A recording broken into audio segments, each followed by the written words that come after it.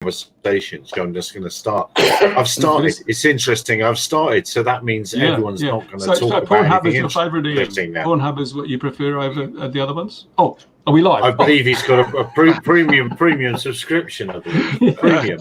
We were just talking about Raspberry Pis, microcontrollers, things like that. And no, it was the Branch Covidian mentioned a little Raspberry Pi Zero quad with a 20-minute flight time and 2-inch props. Yeah, it's on the Rotorite channel. You can go and have a look at it. I was quite impressed actually for what it is. A couple of lithium-ion cells and it looks like a Pi Zero with some kind of another board on it running iNav, and the whole thing's got, as I say, 20-minute flight time, 2-inch quad under 250 grams by a long spread, and they did return to home in a programmed mission and all that sort of stuff. It was kind of good. It's interesting. Sorry, Ian. You should have a look at one of the postings that we had at the ArduPilot conference 2 weeks ago by the guys in Italy that have also developed a very small quads that they are using for light shows. And they also have crazy high flight times with the normal 18650 batteries or the 21700s. And they also so what are people beginning to do to get these flight times out of them then? The thing is, you just go lower amp draws that those batteries can sustain. So if you can lower the amp draw, you can get great, because they are very high capacity batteries. The problem with the normal lithium-ion batteries is the discharge rate. So you have to manage that very carefully. So don't think of having a crazy quadcopter racer quadcopter that pulls out 90 amps or 100 or 200 amps out of a battery. That will just make fireworks. And I don't think that the Luminous Bees guys want to have fireworks included on their light show. But that's another issue. Actually, Project Farm, the channel Project Farm, did a really good comparison of lithium-ion batteries, 18650 cells, going from the LG and I think it was the LG and the Panasonics, right through to the Chinese ones with 9,000 milliamps in an 18650 cell. Would you believe it? 9,000 milliamps. And I won't give it away, but if you go and look at the video he put up, you'll see it not quite 9,000 milliamps. They do exaggerate a little bit on some of those bigger cells. It is interesting, isn't it? Because do you remember, I think it was about 2 years ago, Qualcomm made a lot of noise about how they're going to revolutionize the drone industry with their small SoCs, and they're going to be everywhere, and it had integrated video transmission, and it was going to revolutionize everything. Yet it never happened. And perhaps some large manufacturer bought that technology. No, they lost the 3D rendering. They lost the files with the 3D renderings on it. And when you look at it, there was a drone that it was in. I'm trying to remember which one it was. It was set to be in. Not the Intel one. Wasn't it the Intel demo drone? I thought it was involved with. Yeah, the little thing. Yeah, but I can't remember. Thing, Louis? Sorry? Wasn't it in the little Intel thing? I think it was, wasn't it? I think it was the Intel ones. Yeah. But each have already been deprecated. So, but it is interesting, isn't it? Because these big companies come in and said they're going to revolutionize the industry. Yeah, what you've seen is nothing at all. We've seen autopilots remain to be made by mostly now the open source community. They're from a hobby and commercial drone, not industrial. I'm going to separate off military and industrial a minute, but let's just talk about, you've only got 3 or 4 manufacturers, and DJI are out of the flight controller industry. Let's be honest. They had a massive footprint in it, and now they're not involved really at all. Yet no one. They still are, Ian. Yeah, you got the A3, but it's not. It's barely supported. No, come on. I think that they did the right thing. They came up with it. They made reasonably accessible SDK. Yeah. You can easily plug in a Raspberry Pi, for instance, as a companion computer and do a lot of things. And they were smart because they also opened up the ground base, so the controller SDK. And And you had the payload SDK as well, which allowed for the X series cameras, not Skyport but X series. So yeah, they've done a bit. But if you look at, we had this major announcement from a major company like Qualcomm coming in, yet they really didn't put a dent in the industry. And if we look where we're at today, actually they're in the Skydio. Actually, that's a point. I am 90%. They are in the Skydio alongside NVIDIA. NVIDIA is supplying the Vision. I believe there's a conference by Adam Bree, the CEO, and I can send you the link afterwards. There's a conference, and it is based entirely on NVIDIA. Don't forget that the TX2 also has ARM CPU, so it's quite easy to make it run. For instance, another flight stack on it, and also enable the vision processing stuff. It was. I just remember seeing it mentioned somewhere, but I'm wondering if they backed out of that. I'm just looking down the spec. No, you are right. It's the autonomy system. No, where are we now? No, primary camera. Look at the specs of Qualcomm. Here we go. One. The image signal processor was by Qualcomm. That was right. They're using the image signal processor from them, but they really haven't taken off, like, as I throw a pun in, but they really haven't taken off like all of that noise. And the same is with Intel. You had the RealSense, which was a deal with Unique, and that fell apart. And you're seeing more now happen with RealSense and the ArduPilot community as they're getting native support for the cameras on board. I have seen that video, Louis. I'm working my way through them slowly. Thanks for. I'll just remove one of the views from the ArduPilot site. Just remove one. Just put it's Ian's view. No, I have. I think I got through half of them now.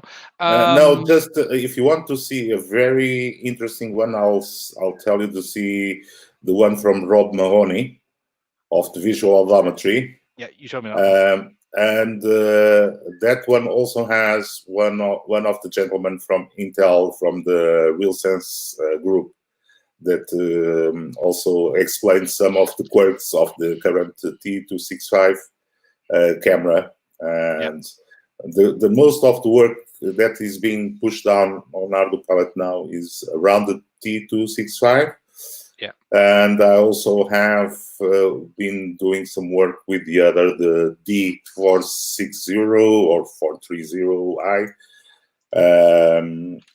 for that combination of those two cameras can provide very high accuracy for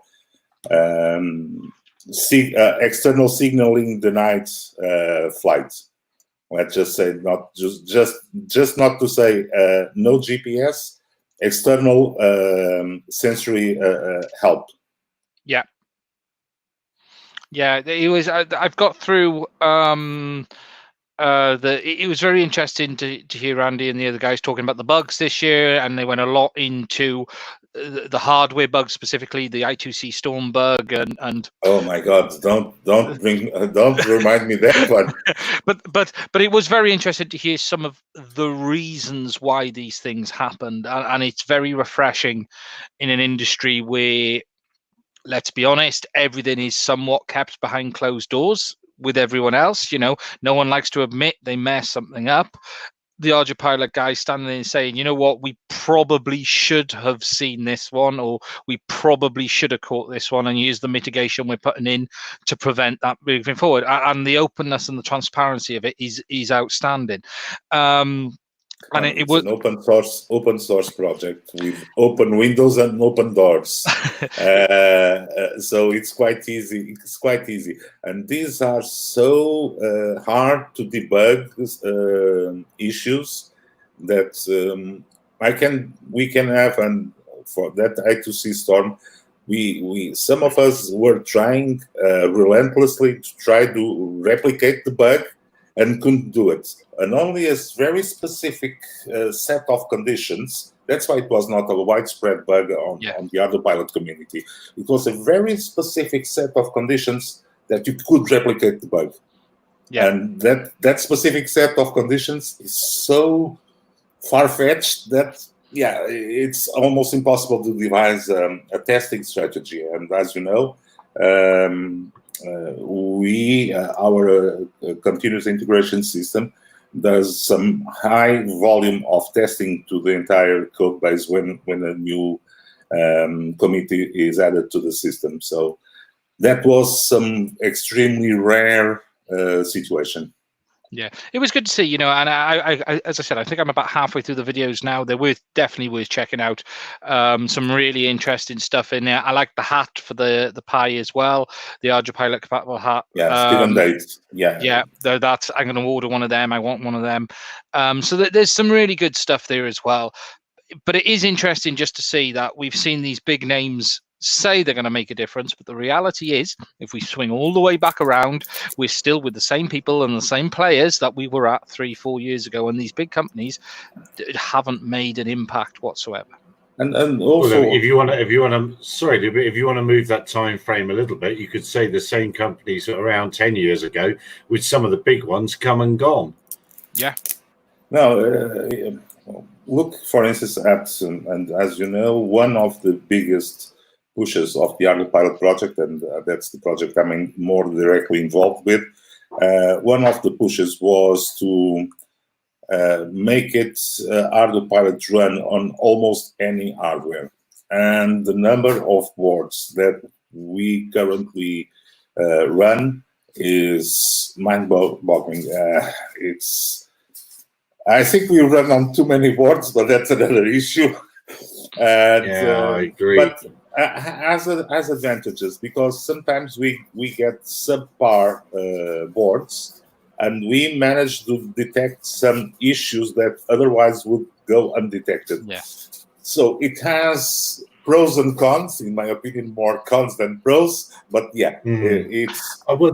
There's an expectation now that it'll run on anything, which is rather unfair. Yeah. New people are thinking, it'll run on anything, which, you know, and they go out and buy boards and first without checking. I see a lot of that. I'm disappointed it won't run on my Roomba. That's terrible. No, we have Rover. By the way, it does run on Roombas. We just renamed. It's no longer Ardu Rover. It's just Rover. It's just Rover now. So it was a huge PR done yesterday. Oh, that's good. So it's just Rover. So I can program missions for my vacuum cleaner. No, you can. Besides doing missions, you can add a T265 Intel camera, the RealSense camera, and you don't need a mission. You just program it to go and vacuum where it is dirty. Yeah, there's some really cool stuff. I saw that on the new object avoidance. Obviously, you've got Bendy Ruler, which was one of the newer things a while back. But you've got that new. Explain Bendy Ruler. I like Bendy Ruler, but just explain Bendy Ruler. I might have to read that. Louis, you explain it while I read it. Okay. On the world of path planning, there are several industry algorithms that are more also names like Dijkstra or A-Star. But ArduPilot has implemented Dijkstra, a version of Dijkstra, and for the Outback Challenge a couple of years, 2 years ago, I believe,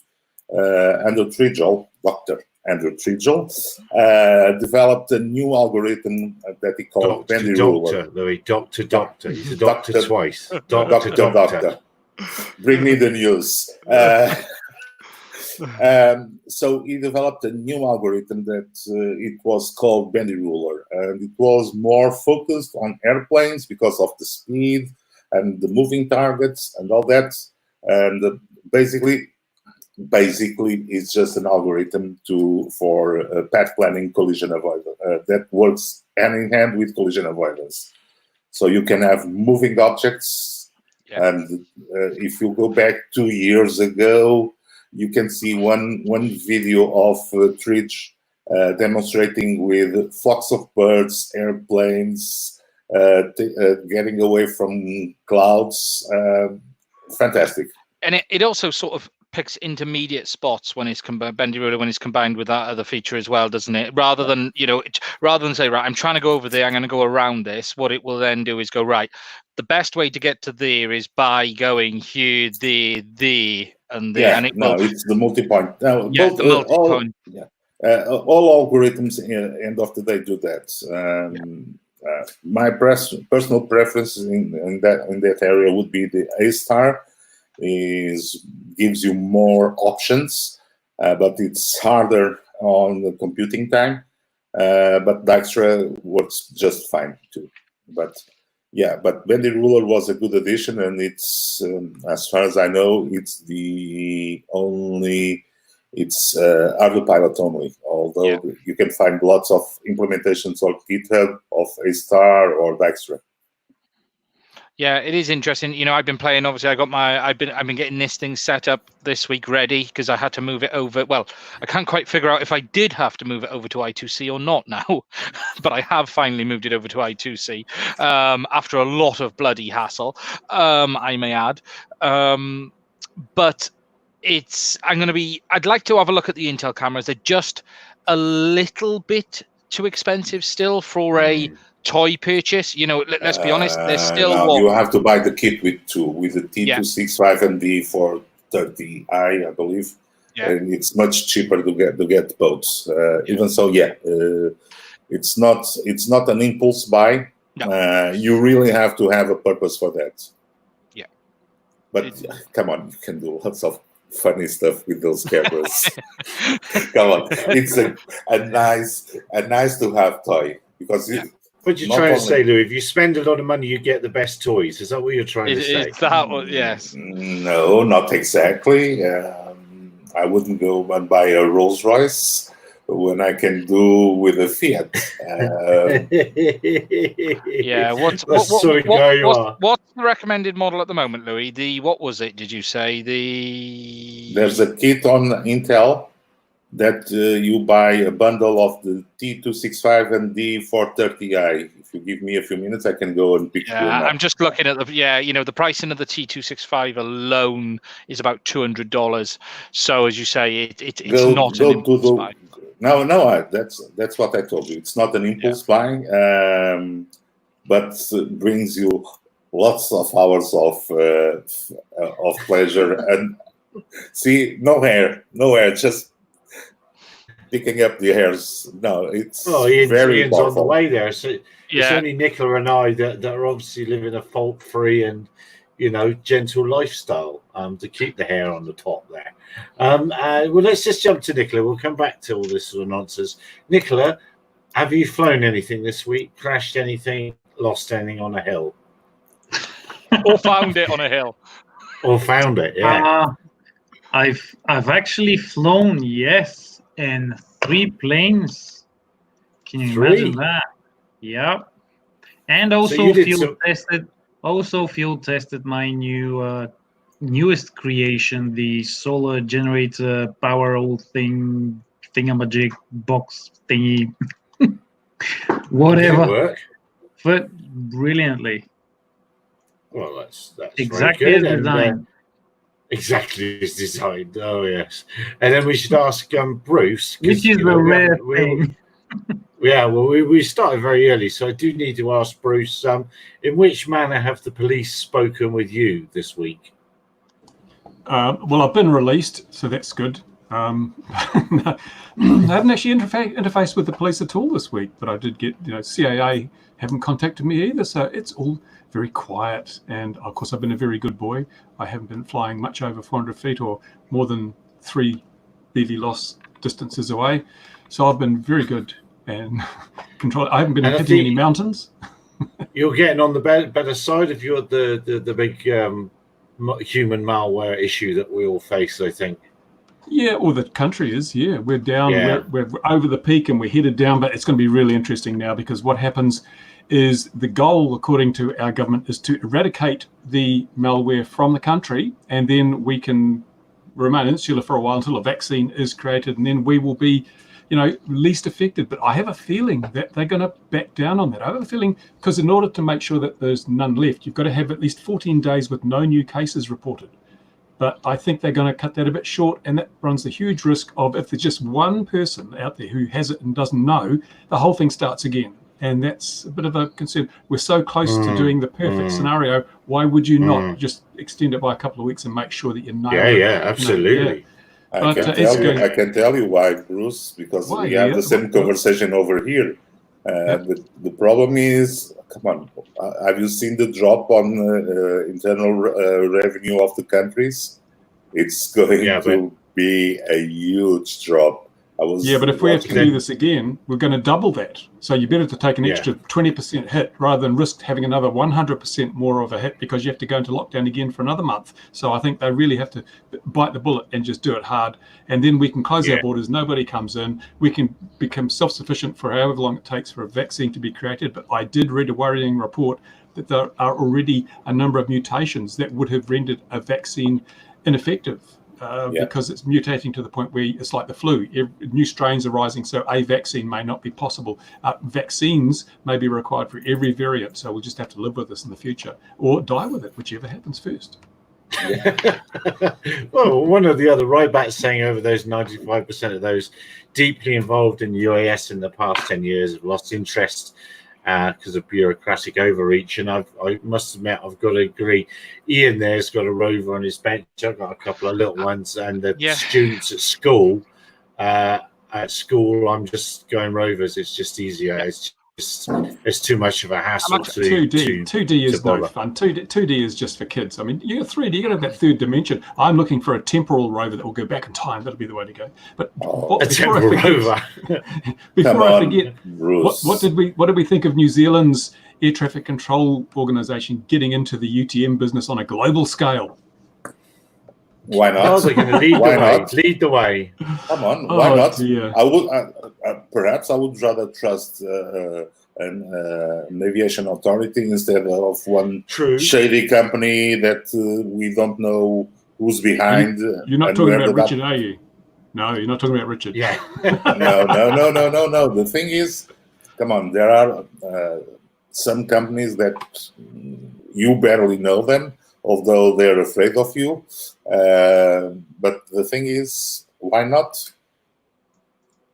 Because they're reinventing the wheel. And the thing is that we've got the company doing it here. It's all smoke and mirrors and 3D renderings and illusions, and this is what we're going to do. I don't care what you're going to do. I want to know what you can do. What can you do now? What can you demonstrate now? And they'll put a video up, which I put out in the tweet, and it's all airy-fairy, talking about things that they obviously cannot yet do because they're talking about remote ID integrated into the system. Well, who's got remote ID? Nobody's got remote ID yet. So they're talking about the future. I want to know what they do now. Bruce, you're perhaps too far away from the current trends on software development. The latest is PowerPointware. It's a way of develop software that always runs and has no bugs. You just develop on PowerPointware. So PowerPointware, of course. PowerPointware. Yes. The most powerful software in the world. Yes, you're absolutely right. Absolutely gorgeous interfaces. Everything works first time. Well, the military's been using bullet points for years. Oh, come on. Oh, dear. He's here all week. It's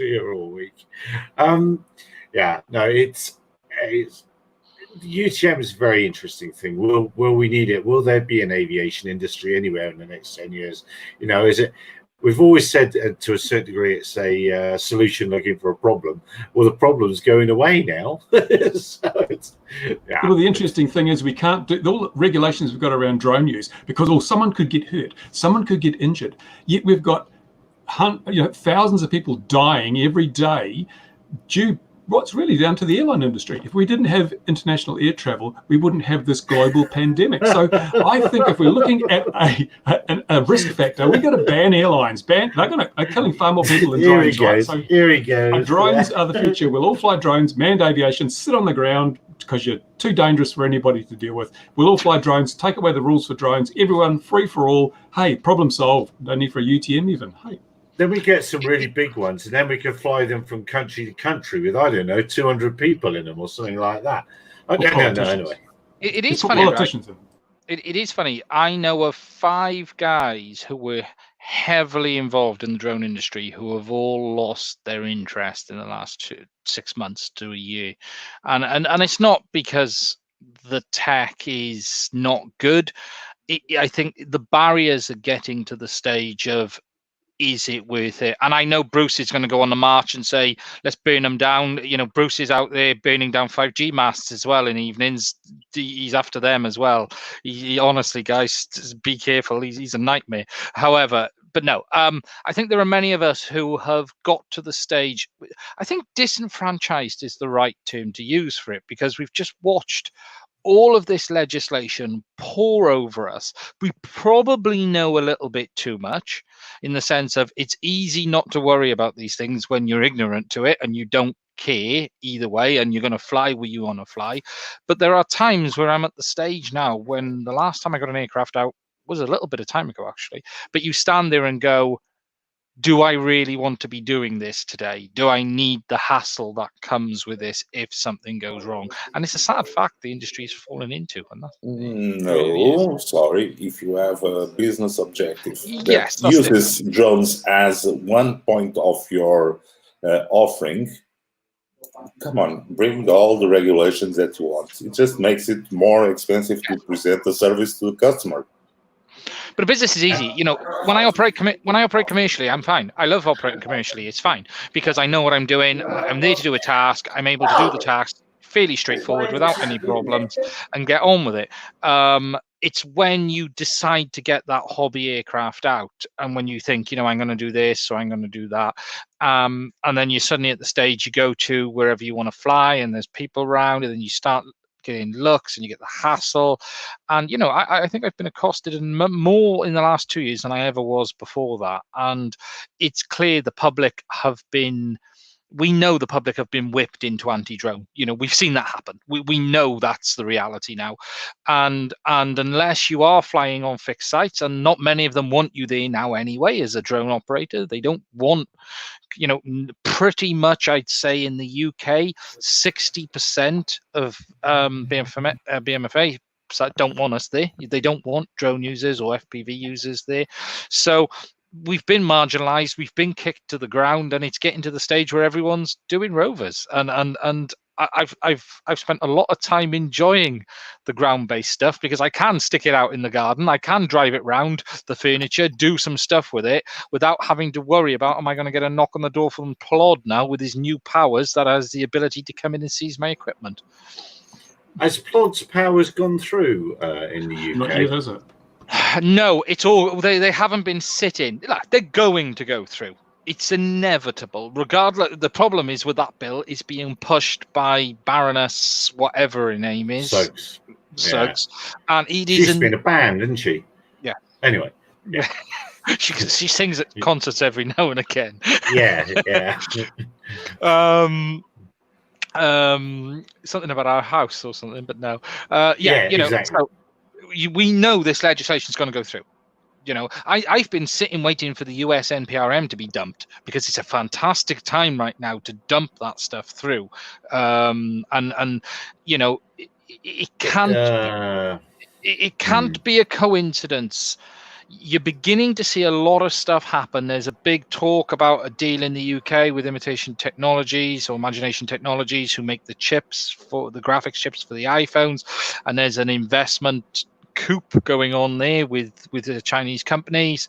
You're getting suddenly a lot of this stuff trying to get through whilst everyone's distracted with this human malware. Yeah. And I wouldn't be shocked if the NPRM got dropped right now. I wouldn't be shocked if they slipped out the results and said, this is what we're going to do, because hardly anyone. Bang, bang, bang. Yeah. You know, I think we thought that was going to happen anyway, didn't we? And it would be about now, wouldn't it? Yeah, and its timing's about right. The only reason it hasn't happened in the UK is we're so incompetent that we hadn't actually got our crap together before it, and we got overturned by an MP who decided to say something completely opposite to what the plan was, and everyone stood there and went, "Oh, okay, what are we doing now?" I think the US is probably a little bit more organized, let's just say, with regards to that. Well, is anyone worried that in this time where the governments have given themselves massively increased powers and the police have been given a free rein to do whatever, are we worried that these new things are not going to be wound back fully. They're going to leave a little bit, just take an inch, two step forwards, one step leave back. them there. Because look what the UK police did in the UK. They were checking people's shopping, weren't they, to make sure they were only buying essentials. It didn't quite happen, but they threatened it. One police officer said they were. There has been about 5 incidents that I've been extremely concerned about in the UK. You've got a guy who was told to get in his house while standing in his front garden, self-isolating, having a drink. They've had to apologise for that one. We've had a number of drones flown and people paraded online by police forces saying these people are breaking the law. And reality is, if you actually take the context of what they're doing, yes, they're outside, but they're outside in individual family unit groups on their own. So they're not actually doing anything wrong.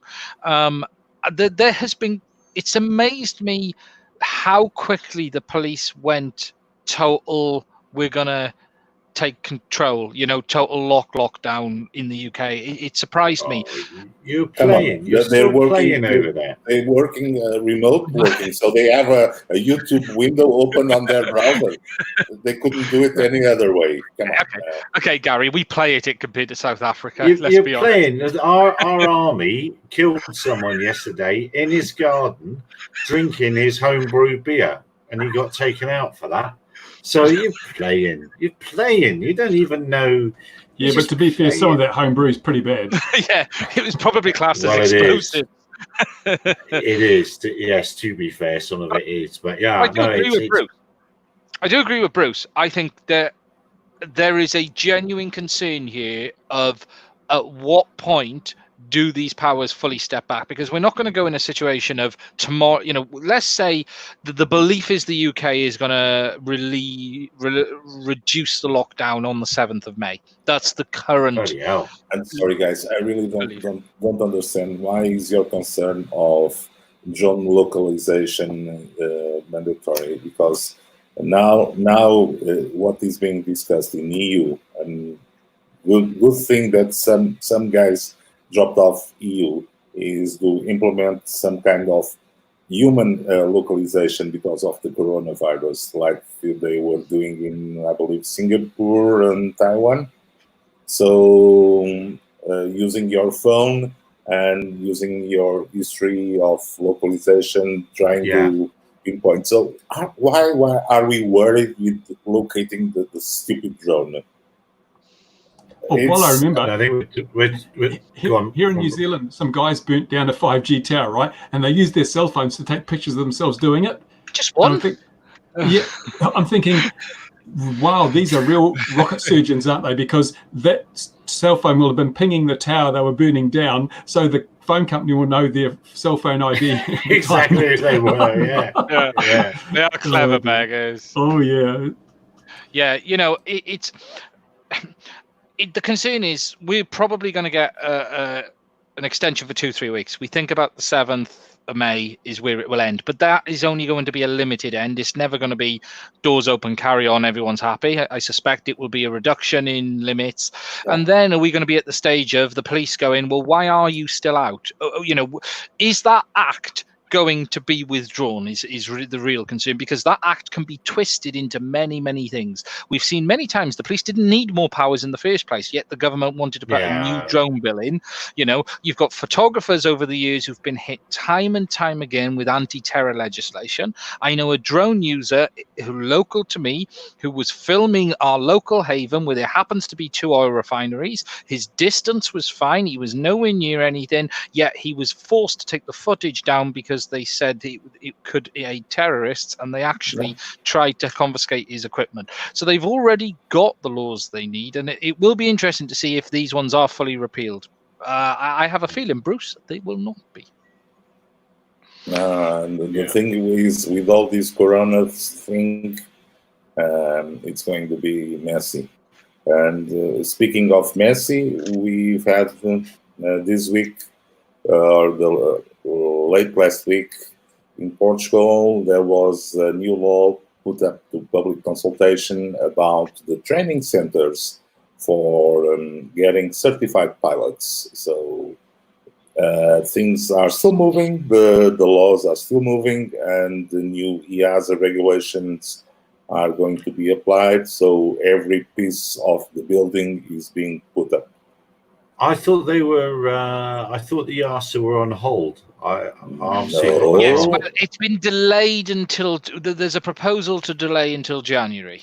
No. It can become on effect now in June, and there's a time frame to put it as a law on every member state of the EU.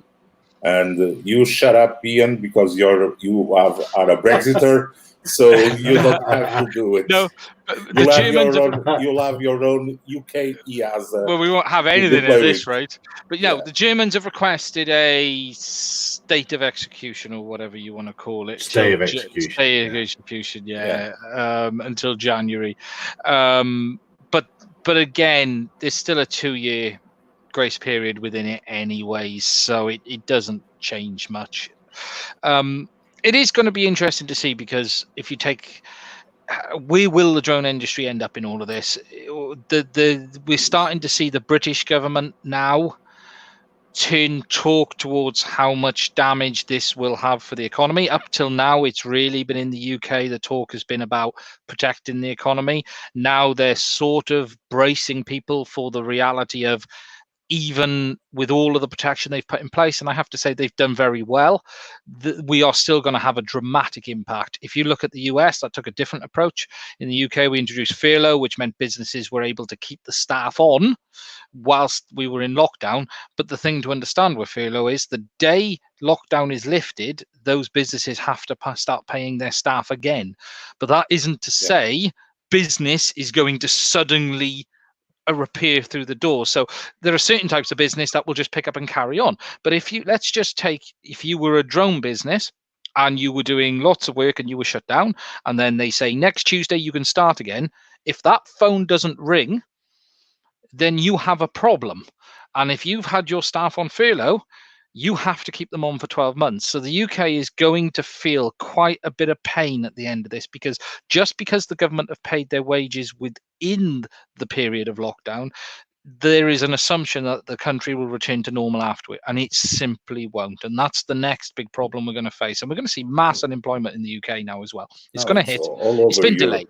It's been delayed. All over Europe. We are speaking about 14% of unemployment rate, drop on the economy, about 10% of GDP, and so it is going to be crazy because all the companies that have gone to layoff schemes, it's getting very, very crazy these days, and it will take some time. The thing is, for those of us that keep up working, it's planning time and trying to arrange for when the restrictions end. So everything is being planned, and I can tell you that there's a hump that is going to start as soon as the restrictions stop. And it's going to be a problem of fulfilling the demand that will be for industrial services. Yeah, it is. And you know, those guys like yourself, the big companies who are doing it, it's fine. It is the little guys who have had, you know, a nice steady stream of work, but now the money has gone from the economy, which we know it has. That work is going to dry up. And I think we're probably going to see quite a drop in commercial operators next year. Perhaps fitting 5G masts is a new business opportunity they should consider. I want to talk about that in a minute. We'll talk about that. We've got to talk about that because it's been quite funny. But yeah, I think the US is seeing the mass hit on day one. The UK is delayed, but we will get it. And the drone industry in the UK, whilst has been fairly resilient, it is still largely made up of people doing this as a second job or not full time. There are a couple of big commercial operators in UK. I've spoken with some of them, and I don't know how their business model, but the impression I got was that much of their pilots were freelancers that would be on a spot hire. So those that are freelancing would probably get up and running faster than normal. Yeah, it's going to be a hit, and then we're going to see, you know, is there going to be, you know, really new aircraft right now is the least of anything anyone wants to think about. You know, there's hints of DJI are going to release on the 29th of March. M300. No, I don't know. Honestly, hand on heart, you know, I know nothing now. I don't know what I know. We know what we've seen on the images, a Mavic Air 2. The belief is the enterprise models has been delayed out a bit longer, and we won't see them for about another month or two. Again, they haven't finished the last one yet. They need to get that sorted before they, you know, we've still got many things missing from the V2 of the M200, which are just silly. The batteries? But no, not the battery. Silly things. Expo, you know, there's no Expo on the controllers. You got little stuff that pilots like, and it would be nice to see some of that stuff. Ian, you're so 20th century. Pilots are no longer necessary. You just get a companion computer, so pilots become redundant. Come on. Yeah, no, but there is some basics that they supply it with a remote controller with over 16 buttons, yet you can only use half of them. So let's put functions on the other 16. Why do you need a remote controller? You just need a tablet. Come on. Companion computer. Yeah. Companion computer speaking to your crazy tablet, the Crystal Sky, and then come on. Yeah, no, I agree. But okay, yeah, I think we're going to see whatever this Mavic is in 20 days or so, and then the M300. There's been a lot of rumors whether DJI are going to move more towards supplying their enterprise stuff in house. It's not something they do currently. I've heard. I don't know if they're true or not. No, I don't think anyone actually knows right now. That's the truth of it. I think that there's a lot of changes going on. There's clearly some changes in the US, and there's also some changes happening in China as well. That's what people believe. I don't think it's anything major. I don't think it's anything that's going to dramatically change the industry, but they're clearly just tidying up house a little bit. Now, everyone's got to now. Even the school where I teach, we just sort of said, well, I think we've got to think of ourselves as a startup business now, because everything's changed. Everything's changed in the way we've operated. It's day one for this school almost. You know, that's how it is. Everything's got to change. It's the new normal is the term I've been calling it as part of what I'm involved with the business. And, we now have to find the new normal, and it isn't the same what we were doing before or the way we were doing it before. And we have to find a way of working in this new world that we live in. And social distancing is going to remain. That's not going to disappear overnight. You're going to be social distancing for the next few years. Will there be a new order to this new world? No commercialism. Well, I vote Bruce in charge. Well, I was going to say Bruce has had no problem at all with his social distancing for many, many years now. He just doesn't like people. It's a lack of soap. That's all you need. Yes. But no, if we see this new aircraft from DJI, it's going to be interesting. I can't say it's a great time to launch an aircraft, even in April. I'm not sure, because, come on, the number of issues that industry operators have had with the 210 V2, they really have to step up and clear some of those issues. So I'm not sure if it is a new drone, but knowing DJI for their usual strategy, you don't correct bugs on the old platform, just release a new platform that will have all the bugs corrected, but just will introduce a bunch with of some new ones. Yeah. But they're the same mistakes we made 3 versions back, and we didn't learn the lesson. No, I think there's a lot I could say on that. I'm lucky to have had some involvement. What I can say over the years is I've been extremely lucky to be involved in some projects with DJI and others. I've been very lucky to have been involved in some product launches. And I think what we don't understand in the West is there's such a high turnover of young, new engineers in China moving through companies. And very often, one version of a product is not made. The second version is not made by the same people. It's completely different teams, entirely different people. And this is why, if you take the Mavic to the Mavic 2, there was a number of features missing on the Mavic 2. One of them was precision landing. So it didn't have the ability to use the visual sensor at the bottom to look at the ground as it was taking off, capture an image of that, and then return to that position. And what that meant was its GPS landing was close to being 2 to 3 meters different to the earlier craft. And people look at that and say, well, how you had it on the early one, why is it not on the next one? And the reality is that craft was built by one team who have never even met this other team. And DJI are very much bid, I believe, for how their work works. They have very close-knit teams of people, and teams work on projects, and then the winning team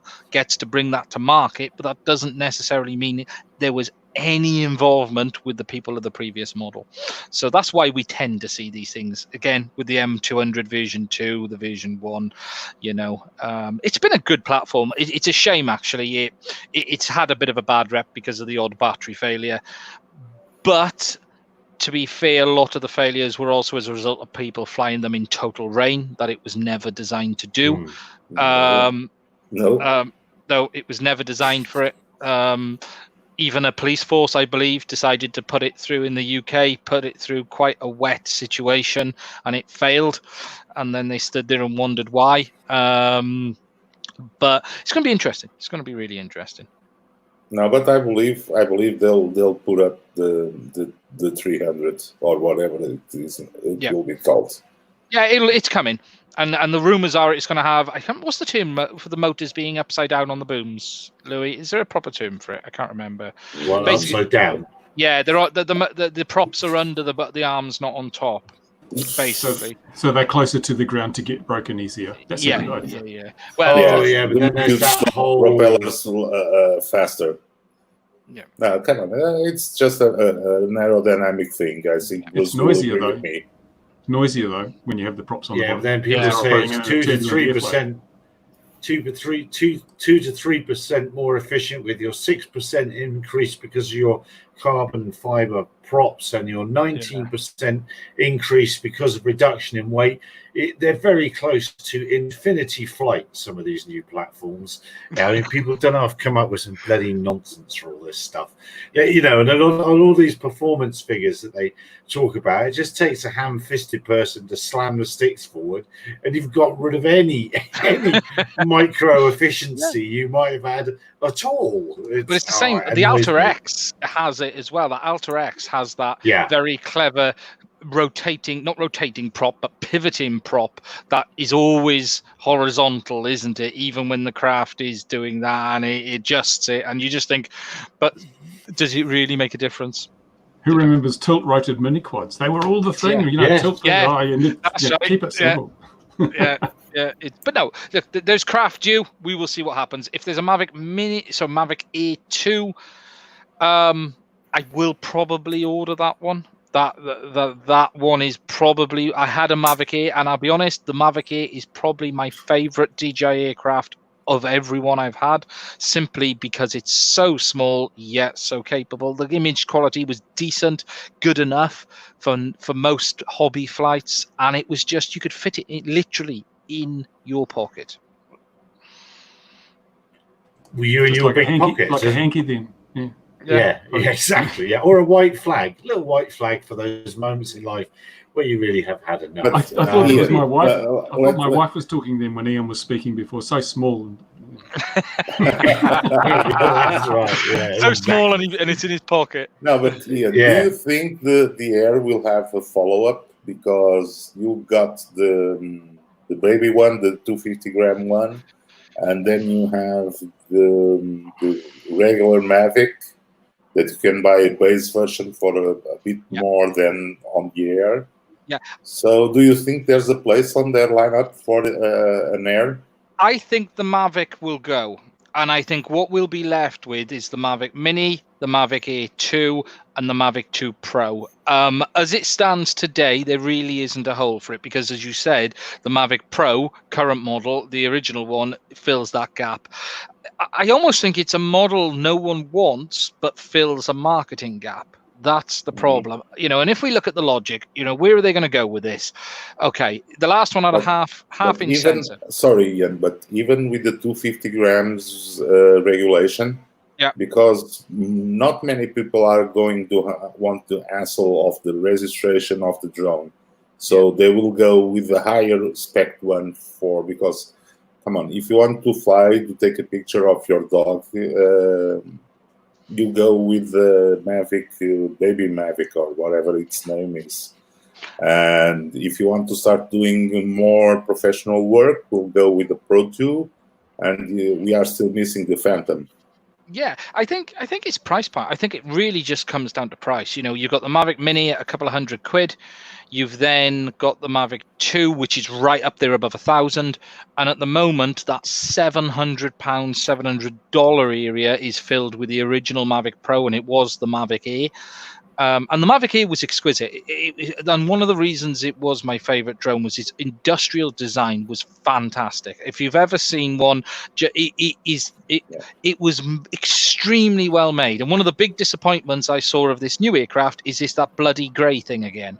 And what DJI are now doing is they've gone away from their very pretty designs, and they've gone down now to grey folding box, grey folding box, and grey folding box, and it's function over form now, and it's a shame to see that design of the Mavic Air go, if those pictures are correct, if they are correct, because it was a lovely little aircraft.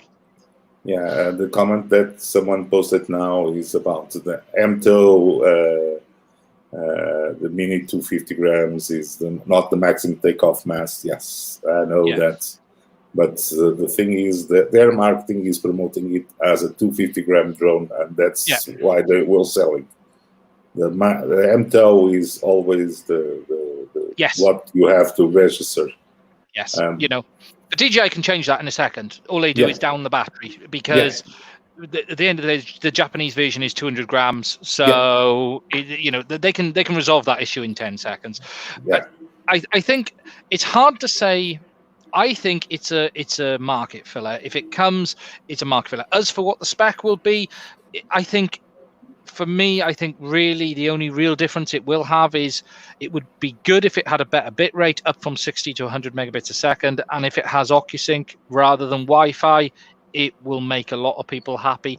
But that's about it. There's not a lot more they can bring to the table on a craft. Why would they spend more money on OcuSync if by law you cannot fly that far? You don't need to spend the money. That's the reason they went to OcuSync. OcuSync is using virtually the same radio chipsets as Wi-Fi. Okay, there's a bit more power involved, and there's a couple of other things, but it is basically off-the-shelf chipsets for the most part, apart from the processing side of it. I think cost-wise, they've been able to leverage the FPV system to bring the costs down now. So that's it's their own IP. They can afford to slam it now into whatever they want. But the thing is, will they want to? Because you cannot fly it beyond line of sight. So why? But they put it on everything else. No. Someone made a point. No, OcuSync can't be hacked as easily because it is AES encrypted. One of the big reasons the move over from Lightbridge was. There's a couple of reasons, but one of them was security. The link, Lightbridge isn't easy to hack, but it is hackable. But even then, it's not your average Joe doing it. The other big problem with Lightbridge was Lightbridge originally was based off FPGAs. I think it can. The non-OcuSync DJI cannot be hijacked so easy. Oh yes, it can. Oh yeah, Lightbridge can.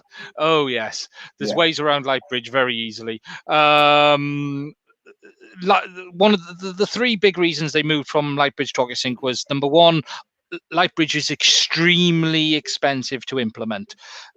Because it was originally based off FPGAs, and then they had custom silicon made, and that that comes at a cost. What they were able to do with OcuSync is actually leverage existing hardware to then be able to use more off-the-shelf hardware to get the overall costs down. But there is still IP of theirs in there. They do still have custom silicon on board, but it is more based off SDR. It's not hardware-based radio, it's software-based radio, basically. If you look at them on a scope, they look virtually identical.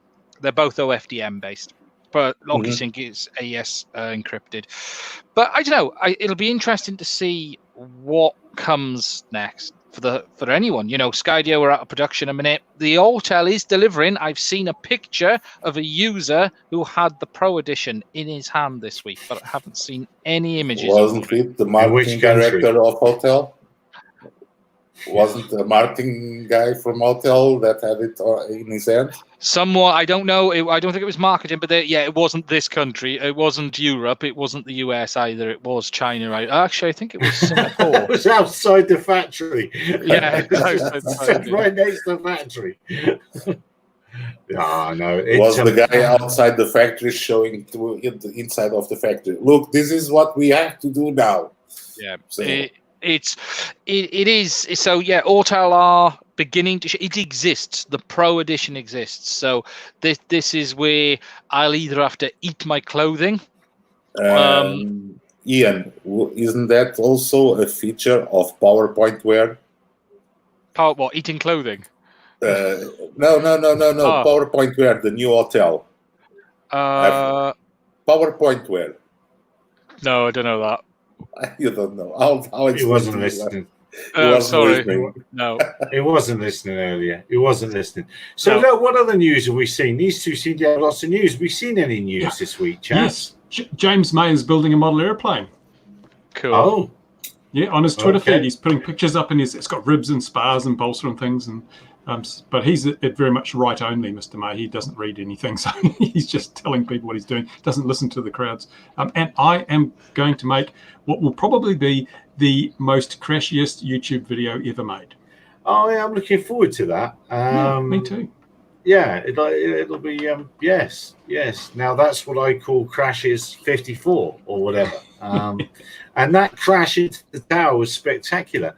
I hope your Lady Mayoress didn't see that. I mean, I thought that was rather disrespectful of your fine tower there. Well, that was before it was all done up, though, eh? That was because they complained, oh, you jeopardised a valuable public asset, the public asset that has since rotted and dissolved. It wasn't for certain other people fixing it up, and that they actually wanted to tear down a few years ago. So it betrays the disingenuous nature of public officials. I thought it was the fixing fairies that came out and did that. Nobody knows who did that. Nobody knows. We just came out one day. You walked out there one day, and it was all fixed. And I don't know where the paint on my shoes came from. It must have fallen off the tower as I was walking under it, admiring it. Yeah. Oh, it was probably just walked through some that had dropped down or something like that. On the grass. Yeah, no. Oh, you look forward to that. And what about the internet in a box? Yes, not the internet, YouTube in a box. Just over here on the box. I'm still tidying up some loose ends in terms of software, and then there'll be a little bit of announcement because it goes from bad to worse with YouTube. I looked at my revenues are down 38% this month, although my views are up 50%. So as I figured, it's probably going to be about a 75% reduction in revenue in terms of the actual per unit earnings from a video. So for a lot of YouTubers, it's going to be hard times. I don't know how Ian's going to survive, but it's going to be difficult times. I can't lose what I didn't get in the first place, Bruce. But the flip side of the coin is there's never been a better time to start a YouTube channel because you've got to get 4,000 hours of view time and 1,000 subscribers before you can monetize. So by doing that now, you're missing out on the least amount of money that you could have otherwise earned. I'm actually interested. I'm the opposite to you, but because no one watches me, it doesn't make a big difference. But I was trending about 15% down overall for the whole start of this, 15 to 20%. Last week, it went through the roof, but so did very specific ad revenue. And very specific was my gaming chair. Very interesting. Every week. No, you did right. Every ad I'm getting. Chair. Every ad I get now is free. Play this for free. It's the open beta version of this, that, and the other. So they're really spending the money. And I think that's what it is, because they know all of the kids are home. I'm getting to this, Gary. There is logic behind this, right? Oh yeah. Because all of the kids are at home. And that's the conclusion I've come to on this, is that I was looking through the revenue report just this morning, and the revenue for the gaming chair, my PC, has doubled, and everything else has gone through the floor. And that's very interesting. You blew up your graphics cards this week, didn't you? No, it's working again. It's working again. So I have a temporary failure. Nothing to do with me. Tis Easter. Come on, Ian. Get yourself a big Mac iMac. Can't afford an Louis, don't you know how much money I make? I can't afford a Mac Pro. No, come on. Mac is it's just an investment for the channel. You do an unboxing, you do a first setup, and it will pay by itself. You were watching the same videos I was watching, Louis, and there's no way in hell, right? A MacBook makeup one. Surely that'll be the one that'll make the money, won't it? Put Which some one? makeup on it. Oh, put some makeup on the MacBook. Beautify your Mac. Yeah. I was a Mac man for years, but that's why I built the PC. I could not afford to spend $2,500 on a new iMac, and it was as simple as that. And that's why I went back to PC, and I'm slowly regretting it. I can tell you the same. I was editing all those videos. I have a fancy new RTX 2080 laptop with lots of memory and everything, and I was editing the videos of the ArduPilot conference on my 7-year-old MacBook Pro, and it was faster. Laptops are not for video, Louis. The thermals on laptops are terrible, and there's so many compromises with the laptop just because it's got a 1080 or a 2080 graphics card, and it's still not going to be good. That's my MacBook Pro. I did probably 80% of my editing on that, and it's fine. The only problem is it's a total pain in the ass plugging everything in and out of it all the time, and because it's USB-C, it's total shit, and it disconnects every 10 seconds. No, and Louis will know, if you've got a MacBook Pro with USB-C ports, they're the worst thing ever invented. No. I'm still on the bandwagon of the good MacBook Pros that even have an SD card slot. Oh, go away! I hate you. I hate you. Louis, can you swap out the SSD in your MacBook? Yes. Wow, that must be an old one. Yeah. No, come on. It's a very simple trick. It's an $11 trick.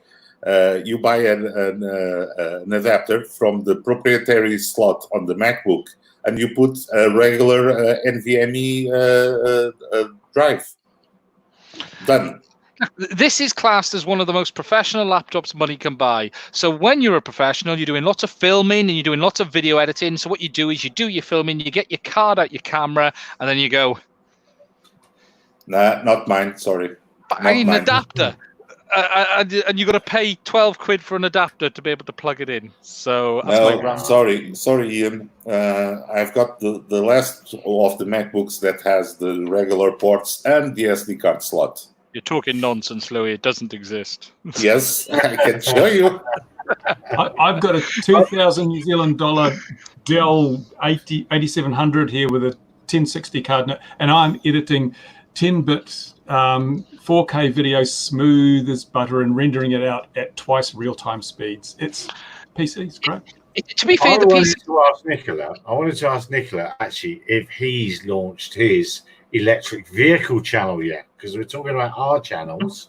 Yeah, I want to see the electric vehicle channel. Come on, hurry up. Not yet, but I'm working on it. And today I was working on electrifying my bike, which I think would make for an adequate first video on that channel. It'd be popular.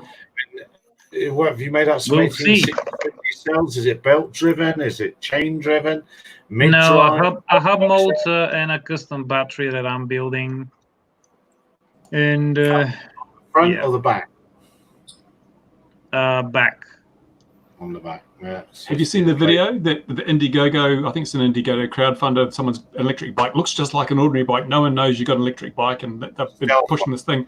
And they'd made this bike before electric bike, been hugely successful. So why don't they just put their own profits back into making the new one instead of crowdfunding the damn thing?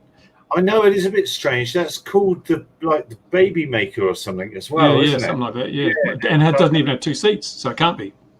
No, exactly. And I did wonder how it did that. And it's the stealth electric bike, if you will. I'm not quite sure why you need to make it stealthy, but yeah. So they're spending money. So Nicola, launch your electric bike channel now, and you get their advertising. You'll be rich overnight, mate.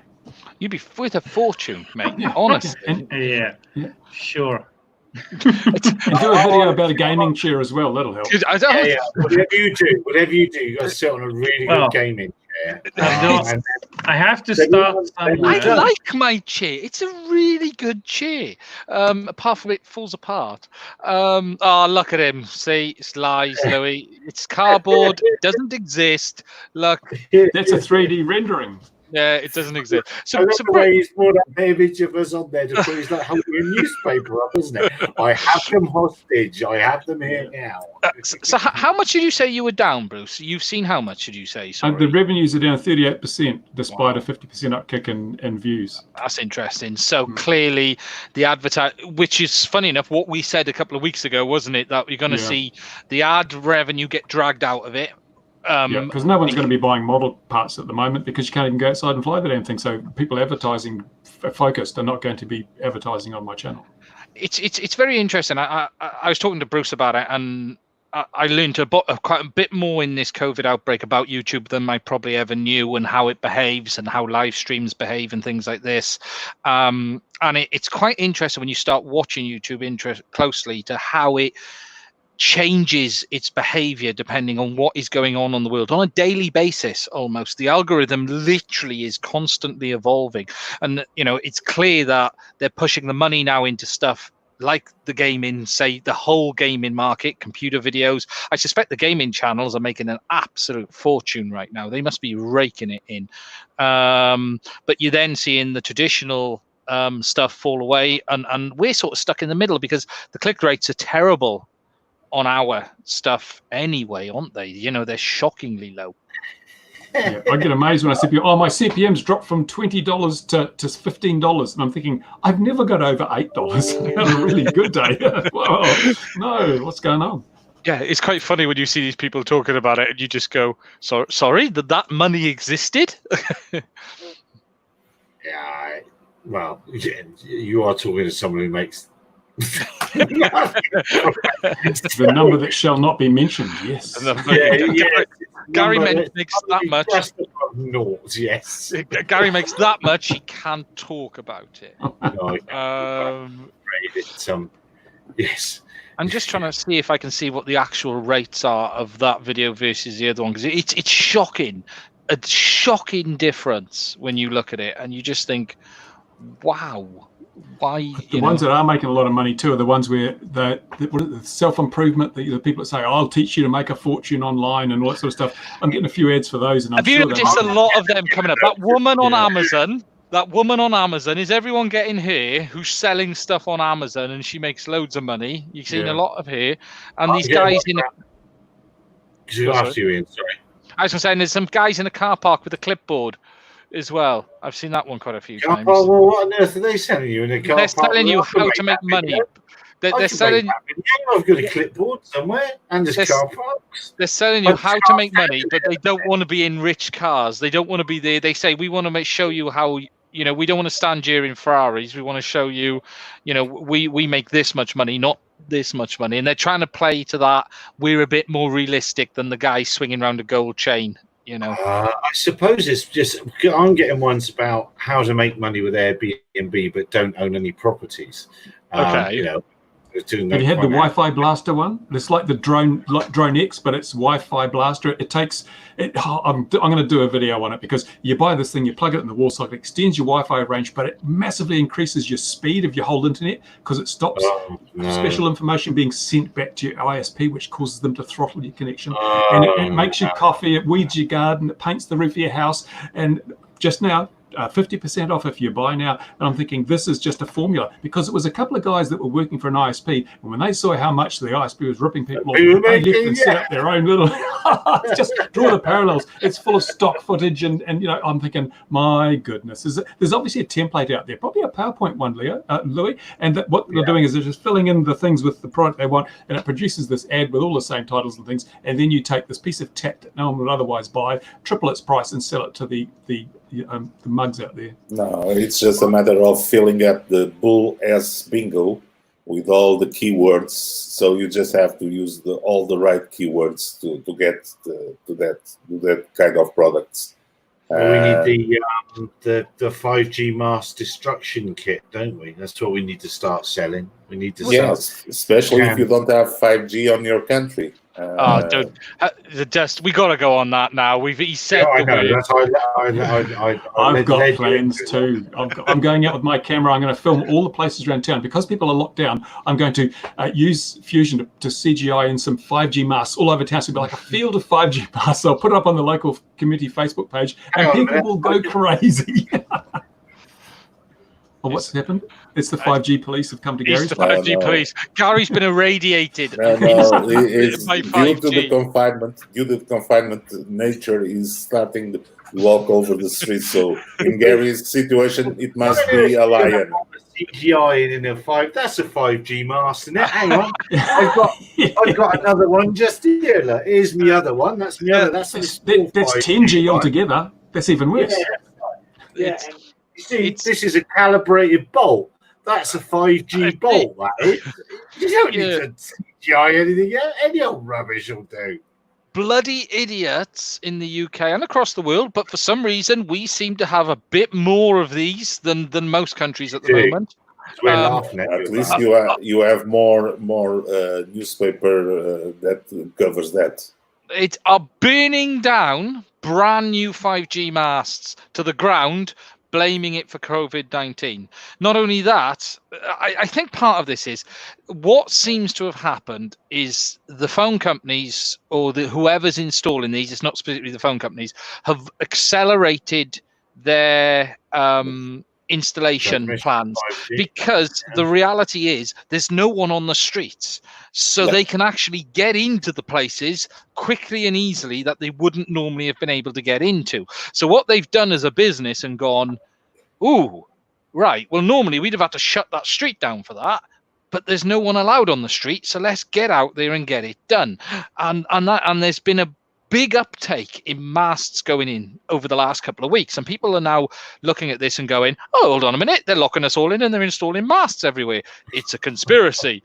No, hold on a minute, there's a website that says this is going to kill me, and literally they are burning these bloody things to the ground. We've had 5 this weekend go down, including one this morning in Wales. And there's a video posted on YouTube today I saw of a Welsh guy in a mask, filming the guys working on it, asking them to show him their face so they can put them online, which I found quite interesting. Yet he's standing there in a mask and not willing to show his face.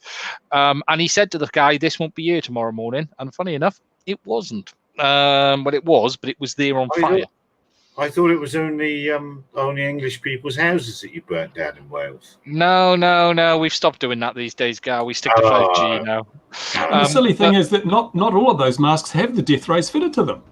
But this is how stupid they are. I've seen 4 videos of these, and they're all being built next to police stations. And the reason for that is they're using them as part of the new infrastructure. It's the new infrastructure, which is Tetra and all of that. So they're actually affecting the emergency services. Now, I saw there's a cracking video. A guy gets one of these electric lights, and some of the councils are installing lights with Wi-Fi repeaters in. I don't know if you've seen this video, Bruce. And he sits there, takes it apart, and he's going, "This is the weapon bit of it. This is the payload." And you're just sitting there going, "No, fucking moron! It's a light with a Wi-Fi repeater." And people are believing this shit. Sorry, Gary, but don't burn down the bloody masts. People need to talk to their families right now. But you got to wonder who are the real idiots, though. Who are the real idiots, though? Because yeah. we've got these YouTube channels where we're getting tiny little bits of revenue. These people come up with these outrageous videos, pulling streetlights apart, making millions. I think we're stupider than they are. Yeah. Do you know how many views did he have? I need to check that. Did he have ads turned on as well, a bugger? Well, no, and also on your neck of the woods, Ian, what I'm getting a lot is the Megxit videos. Everybody slamming Megxit. Yeah. Not Brexit, Megxit. Oh, Megxit. Yeah. That's not happening now. What's the name? That's over for us. That's happened. The car accident. The car accident didn't happen this time. It's fine.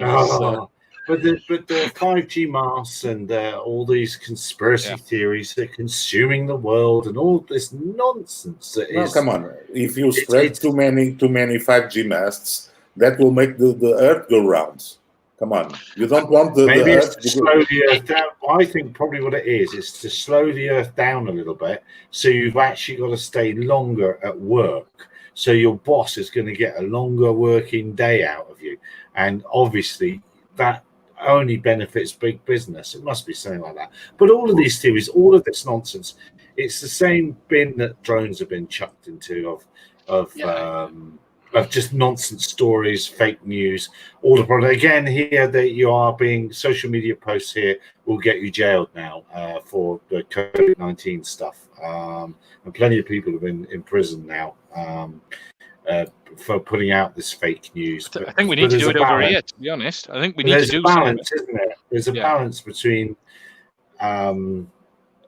allowing people to have a little bit of nuttiness. Some eccentricity is okay, but when it's plain just nonsense, I'm not for to remove it altogether, even if it's so stupid like the flat earthers or the 5G masts.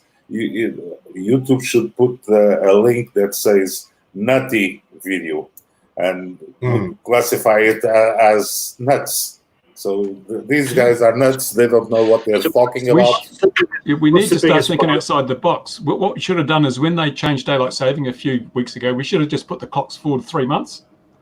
Yeah, absolutely. Yeah. Or back to 2019. That would have been fine. That would also have worked. Do you know what? I might do that when I go back in the house. To change your calendars. It never happened. Didn't do. It fucking winds me up. It really does. But have we seen the wildfires heading towards Chernobyl at the moment as well? Yeah. So 5G towers, I expect, caught on fire spontaneously. Just like the world wasn't in any more trouble, let's just shove a fire at Krakatoa blew up again. Krakatoa erupted again. So, guys, don't worry. The fire is on the east side of Chernobyl and going west, so it just blows on Bruce's direction, not from to blow down to get direction. Yeah.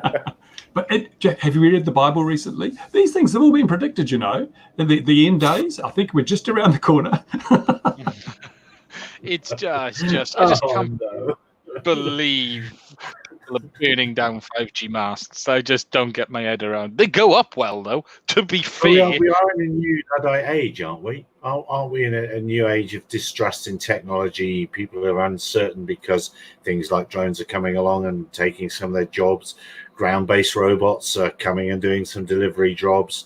Software robots are doing their accounting jobs. The world was a better place before we invented transistors, I'll tell you now. Absolutely. The man talking online.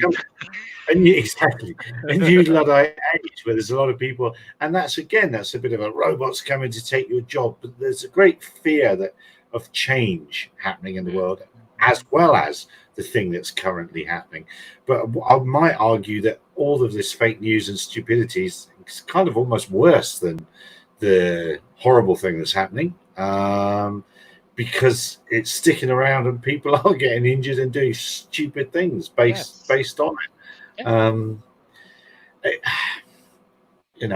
We're, again, as we often have to say, we're kind of a biased group. I'm going to dare to say that we're probably fairly enlightened chaps who don't mind a little bit technology and can see all the positive benefits and don't quite have the fear that an awful lot of people do. And we probably need to slow down and think about the fear they have a little bit and reassure them. or let them burn it all down. That's the other No, thing let we them could do. burn it down.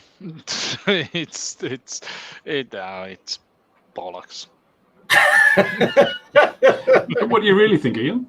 Yeah, So- he's got an opinion on this. I don't know. This is the biggest opinion he's The ever best had. thing is, though, they've set up these fake websites that look like legitimate tech Ian. sites and government sites, and you go on it, and one of them I come across was like the Science Journal of American was the wording, and you had to look at it very closely, and you sort of look this, and you're thinking this bloody looks quite legit, and I'm looking and going, these guys can hold on a minute. This whole bloody thing is fake, and it is. You know, they're setting up. It's not. They're going to those extreme lengths to push this propaganda out there, and these guys. They must be making money off it somewhere. They They surely have. must be. Buy tin foil hats on eBay. That's it. No, Yeah, but I mean, if they got Google ads on the side, if they got all the other, they must be making money. Otherwise, why would they bother be doing this? Hmm. You know, there's always been nutters in the world. I mean, just look at Bruce. But the internet is amplifying things dreadfully now. The ability to spread your nuttiness far and wide, crisp and deep, round and even it's just super easy these days, and it's a problem. I think it just falls when people are scared, they'll believe anything. And I think that the simple reality is when you take away the nice big bubble of commercialism and society that we've had, and suddenly everything turns to bog roll, laser masts, and buying up everything that they can get their hands on and sod everyone else. And it just proves. Yeah, we've got to thank the lockdown for one thing. We haven't seen a massive boost in religion. You know, big churches packed with people fearing the end days, because I imagine that wouldn't be far away if we were all able to freely associate. No, the church here has just also shut down. So you don't go to the church. There is no mass. You should have seen. I believe you guys saw the Pope in Rome speaking to an empty St. Peter's Square. Come on. He said a brilliant thing about the Earth, didn't he? He said, "Well, I can't remember what he said. I shouldn't have started saying that, but he said a brilliant thing about the planet is the Earth kicking us nuts, basically." Yeah, we need more ficticious deities, I think, just to give us the freedom of choice. Coming round to the 5G, come on. I think it's a reasonable thinking of that the 5G is putting out all this virus up, because think of it. Where does the technology of the 5G towers come from? China. Where does the virus comes from? China. How do they bring it back to the countries? On the cell phone towers. Come on, Ian, it's quite reasonable. They transmit it. I never thought of that. So they must think. What encoding do they use? You know, do we know what the carrier type is they use? No carrier. They just beam it. It's like beam me up, Scotty. It's OFDM, PSK. It's got to be one of them. Why hasn't YouTube banned viral videos? Yeah, it is interesting. Yeah, he does it again. He scores. If they did, it wouldn't affect me. Yeah, no, me neither. We are talking nonsense. Now, Ian, you've updated a DJI radio, and you've updated the Hearlink as well this week. Yeah. Hearlink has the big Hearlink update has landed today. For most people, I've been lucky to have had a play with it for about a month or so, and just putting some feedback back and forth with it. It's looking like a couple of things are popping up today. It's like all of these things, you stick it in someone's hands and they find stuff. Overall, it's got some big changes. Funny enough, I was looking at something on it now. Solex is really nice. I really like Solex. Okay, it does what Q Ground Control does for the most part. Solex is a very nice basic app in the sense of it's fully functional. However, it has a really nice user interface. Q ground control can be a bit cumbersome in my opinion. It's not as user friendly, but it's got lots of changes in the background. It still isn't perfect. No system is. However, it is good to see the update, and it's good to see it starting to get into people's hands now, and hopefully see what they think about it. I also had a play yesterday with the new compass setup in ArduPilot, and finally, dealing with multiple compasses in ArduPilot is simple, and you don't get this stupid behavior that you used to get with multiple. Do you mean the automatic compass calibration? Yeah, well, it used to. No, not the calibration. The priority. Obviously, before it used to take it the SPI ones first, then external, and then CAN got tossed to the back of the list. And the problem is, many of the flight controllers have at least 2 compasses on board now on SPI, and they would take in position 1 and 2 every time. I know. So it's good to see the master build has it, and the latest beta of Mission Planner has it. So you can now simply select your compasses without too much hassle at all. It's a major pain in the ass fixed, that is, for the guys who like to run multiple mags. And yeah, I've been messing with the original. You don't need a mag when you fly with Vision. Come on. No. No, I need to get that. And I've been messing with the old FPV system, the old FPV system. Oh. And the new FPV system. The big update landed for the new FPV system. I should mention that first. Finally, it's got the OSD and there's HDMI out. If you've got a spare $650, you can get a picture on a big TV. Not the cheapest way to get TV out, however, it is an option for you. DJI have implemented the capability. Some TVs, right? Yeah, well, yes, but so the new FPV system guys can use the smart controller to get HDMI out. They've now added some basic stuff on analog people wanted, but also they've now added the home arrow and stuff as well in the OSD. So it's pretty much there. To be fair to them, there's 1 or 2 more things, and this is close to being perfect. I'm not saying the price is. I think the price needs to come down. I'd like to see the air units about half. I think 60. I think if we can get them about $60, I think £60, $60, it will open the barriers for a lot of people on equipping multiple aircraft. They're 110, 120, Bruce, I think, at the moment, aren't they? 300 and something in New Zealand. Yeah, are they that much over in New Zealand? Yeah, 325 or something, I think they've gone to in New Zealand. But I noticed they mentioned that other CADX camera now, so maybe you'll be able to buy a bare air unit and a camera of your choice, which will give you more options. And I put some feelers out on that, and no one knows anything. No one knows a word on that one at all. So we don't know if it's a better camera. We don't know. We don't know if it's a better camera. We don't know if it's going to be. I've got 3 theories. It could be just a higher resolution with onboard recording to allow the guys who miss their GoPro, because there has been those guys who used to use their GoPro and a small FPV, but putting the 2 on these makes the craft a bit heavy. It could be a really small camera, because there's a lot of people who want a tiny camera to go on their whoops and their small like that CADX duo camera or whatever.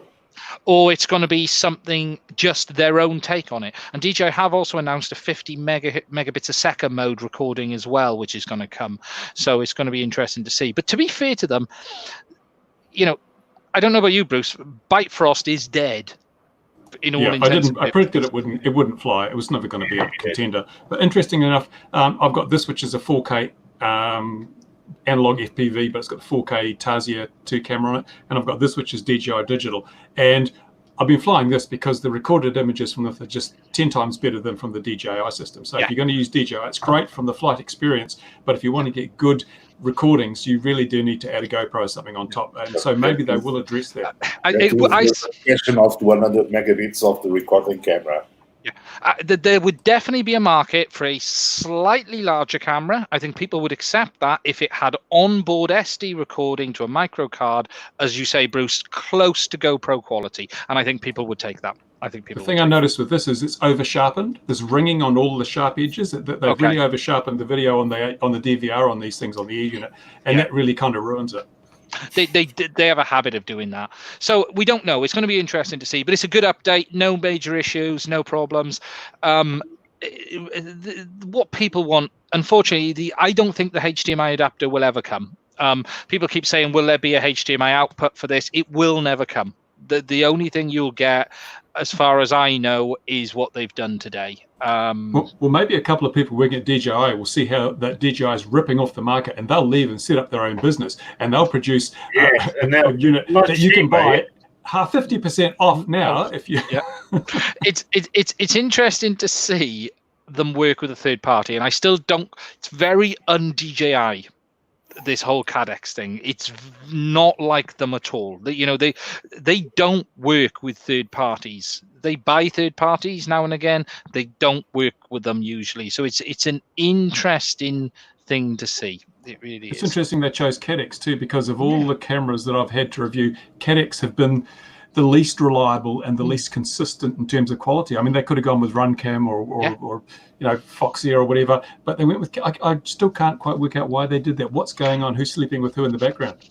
I only do wonder though. Runcam supplied the camera for Bifrost, and I do wonder at the very early stages when there were feelers going out if Runcam picked the wrong horse. I wouldn't be surprised on that.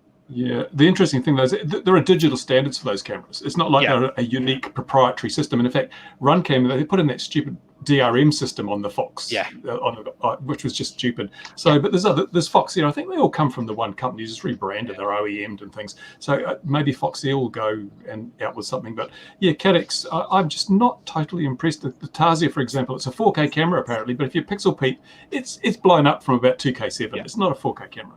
I think the Air Unit Lite or the Vista is still made by DJI. I fully believe that comes out of a DJI partner factory. DJI mostly don't own factories, like all of the companies. Apple don't make their iPhones.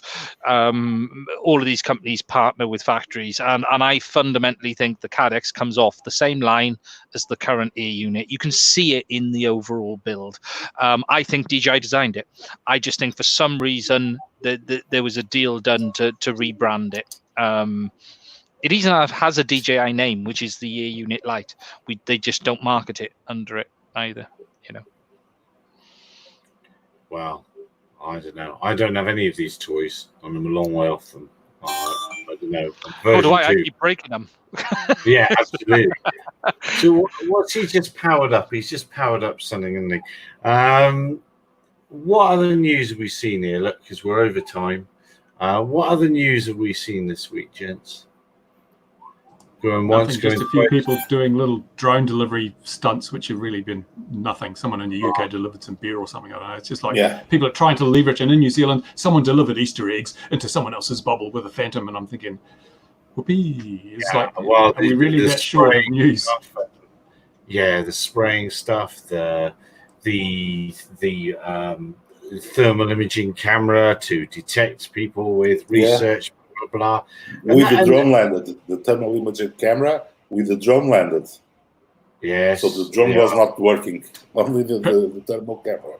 Perhaps the only thing I've seen that's really interesting is that NASA have finally settled on their drone design for Mars, and it's heading off there, I think later this year or something. Yes, but they said in the release, it'll fly at 2 inches. And I'm thinking, what's the point? Just put bigger wheels on a rover. Come on, Bruce. You're not seeing the problems that NASA had with the rovers, with the punches on the tires. So that's a way of not punching the tires. The aluminium rims got beaten up real bad, eh? Yeah. Well, it's mounted, isn't it, to the spaceship, so it's ready to go. It's a coaxial helicopter, isn't it? Yeah. They should have used Chinesium for those wheels, Louis. Oh, dear. And poor old Nicola has been very patient there. And Nicola is thinking that we haven't spoke about the foamy yet. He's incommunicado till he gets that plane back off the mountain anyway. He's on punishment. That's not happening, like I've already said. Yeah, we said I thought we'd drawn a line under that, and we weren't. Yeah. We were to move on. I thought it will never be mentioned again until next week. Until next week, yeah. Maybe not even then. So I saw you had a twin engine thing, Nicola. What was that called? And you had a review. You asked people what you should build. So what was Oh the yeah, outcome? yeah. I actually flew that one, the first one, the one that won the poll, the Reptile Dragon. A lot of dragons recently. And then the Reptile Dragon. How was it for you? It looked a bit boxy from the outside. Looks weird, but it was very surprising how it actually flew perfectly right off the bat. And I actually messed up something because I thought it would be like a flying wing and it would need just a little bit of the elevons to be trimmed up. So I left them trimmed up mechanically. Yeah. And it didn't actually need that. So I ended up trimming that back in flight because it was behaving as if it was tail heavy. The moment you switch to manual, it will go, just shoots up. And I trimmed that out, and it turns out level is just level. It doesn't need any trim to stay in the air. Balanced it properly, not at the manual CG, and it flew absolutely spectacularly good. And I was pretty shocked about that. I did miss a rudder noticeably, kept pulling on that rudder hard, but it's not there, sadly. But I did 2 flights. I ended up flying most of the time in manual mode because it's so darn fun to do so. Well, that's good. Do you use a differential? Because that's the twin engine one, isn't it? Yeah, no. You don't use differential. But maybe if I somehow mix in some differential thrust, I'd get that ruddery feeling. But even so, the plane is fun enough that I felt like switching to fly-by-wire just killed it. So I ended up flying in manual and doing all sorts of shit, loops, rolls, reverse mans, or whatever, or whatever it can do. Just threw it away, all places, all sides, flew it upside down. Very little difference from the right side up, but it's not a symmetrical profile, so there is a little bit of difference, but it's pretty good. And best thing, no matter what I did, against the wind, with the wind, this thing just does not stall. No chance in hell to get that thing to tip over. And then if you wanted to use it, I can't. The video is not out yet, is it? I don't think, or is it out? No, I flew it. Well, no, it'd be yesterday. I flew it yesterday, and I still have to get through 2 other videos before that one. And I still want to fly that one a bit more. Where I was going to go with that is for using it for grown-up work, for mapping or something like that. Is there anything for that, or is it just purely an FPV? Nah, this is FPV. It's small. It's relatively light. I haven't put much gear in it, and it's 1.4 kilograms. But for a 1.2 meter wingspan, maybe it's okay. The battery alone is 400 grams. Otherwise, frame with the gear I have in it is 1 kilo and 25 grams. Maybe you can shave off 50 grams by using a Mavic wing controller. I'm using a mini Pix with all the additional shit that comes with it, so that adds up weight. If you use a Mavic wing, you probably shave off 30, 40, 50 grams off of that weight, but it's still around 1 kilogram, and that's the lightest you can get it, because I'm using, well, maybe you can shave off a few more grams if you use Racer Quad ESCs. Those will probably save another 30 grams at least. But even with the stock electronics, and I'm running the stock motors, stock props, stock ESCs, everything stock, that thing has vertical climb with the lithium-ion battery. So I'm assuming a proper lithium polymer battery. Although the one I'm using is with the Sony VC6 cells, those that are supposedly 30 amp discharge, and those are 2P, so that's 60 amp discharge for the whole pack. I didn't see the current meter over 45 amps at full throttle, but I'm also doubting the accuracy of my current sensor because I haven't calibrated it ever. So yeah, but the plane is pretty darn fun and definitely a big surprise because I was not expecting that. No, it doesn't look I like wasn't it. expecting to prefer to be flying it in manual mode. That's the most interesting part of all of this. I would like to send it far, maybe try and go up to the mountain and back again. You know, just yeah. I mean, because if you do manage to put another one up there, then you will have a mandatory 2 years of us talking about it straight after. Come on, why try to bring it back? Just leave it there. Come on. Yes, no. Yes, parking spot. I'm not a fan of the idea of doing that on purpose, so probably not. Shame. No, but it is a good plane. It is a good plane, and it flies awesome. And the lack of tip stalling is phenomenal, especially if you balance it properly. Oh, Well, so much confidence out of something like this that looks like this. Yeah, they seem to be getting them pretty right now. But this thing, it's got, the wing is probably that thick at its thickest part. Really very interesting. You know, normally with a flying wing, you've got something with a very huge chord and not a very thick profile, but this thing is like noticeably thick. It's impressive. But can you identify what NACA profile it is? Yeah, they say what no NACA idea. profile? No idea. I don't care really. All I care is that it performs well. It's not symmetric. It's not symmetric, but it's pretty good. And I think it will be able to easily carry a much heavier battery and not feel it at all. No, it sounds like it. Sounds like it. Well, I look forward to the video. I look forward to it indeed. And I think with that, well, we've been quite amazingly here for 1 hour and 40. Has anyone else seen anything else? Going once? I'm very disappointed that Rupert didn't turn up. Rupert, if you're watching this, I'm disappointed. Your Horn of Doom I was so looking forward to that. Mr. White was going to come on, was he? He was, yeah. Rupert was going to come on. I miss him. Yeah, where is he? Horn of Doom. I suspect he'll probably be joining us at the next hour because he's got the time wrong.